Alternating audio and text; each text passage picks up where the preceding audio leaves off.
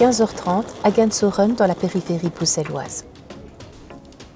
Après une journée d'école, les jeunes rentrent à l'internat Don Bosco. Ils sont 80, filles et garçons, à y vivre durant l'année scolaire.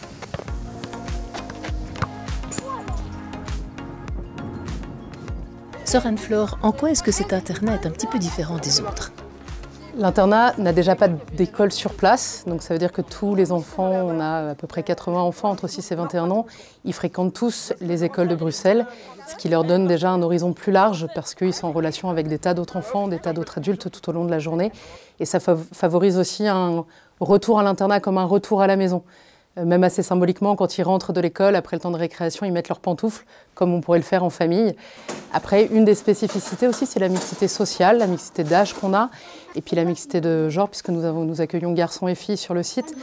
Ça permet d'avoir une famille très nombreuse, mais où tous sont représentés, petits et grands. Et puis après, dans le public un peu spécifique qu'on accueille, on a un groupe de semi-autonomie avec des jeunes de 17-21 ans qui sont encore au secondaire, qui ont besoin d'un peu plus d'autonomie et d'indépendance par rapport à leurs parents. Et puis, les deux termes sont importants, c'est semi-autonomie, parce qu'on leur apprend à gérer ces espaces de liberté et de confiance.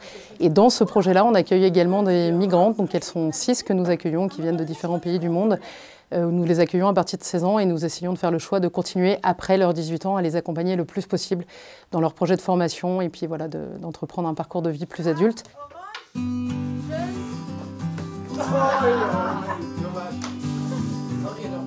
Une autre spécificité peut-être dans notre public aussi, c'est que nous avons un mélange de jeunes qui viennent des services sociaux, qui sont envoyés par le juge pour des situations très diverses.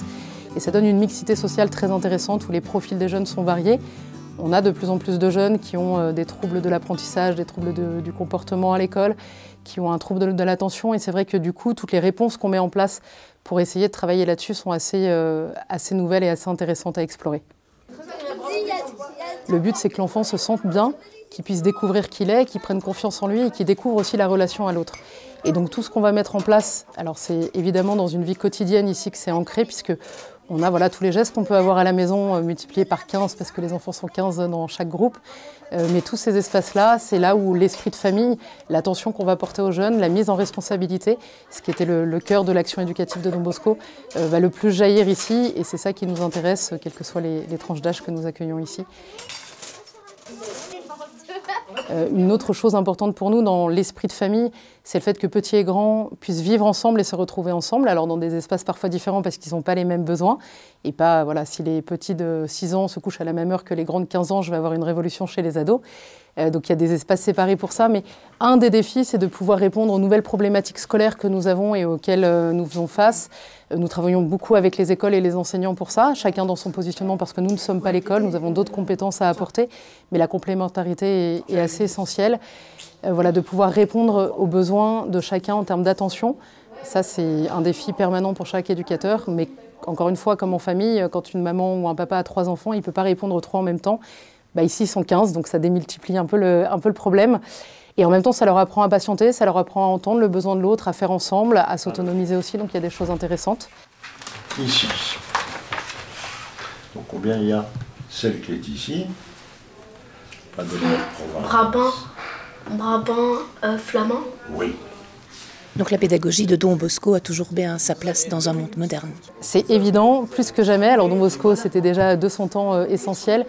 Je le vois aussi parce que certaines politiques sociales vont plutôt sur des politiques de répression plutôt que de prévention. Jean Bosco, c'est vraiment la question de la prévention, être là en amont du problème pour pouvoir offrir cette présence qualitative aux jeunes pour qu'ils puissent faire les bons choix et faire sa propre expérience.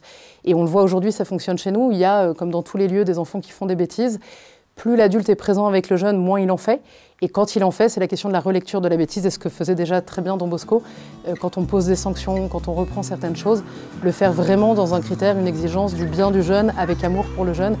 Et c'est là où la pédagogie de Don Bosco a encore toute sa place aujourd'hui.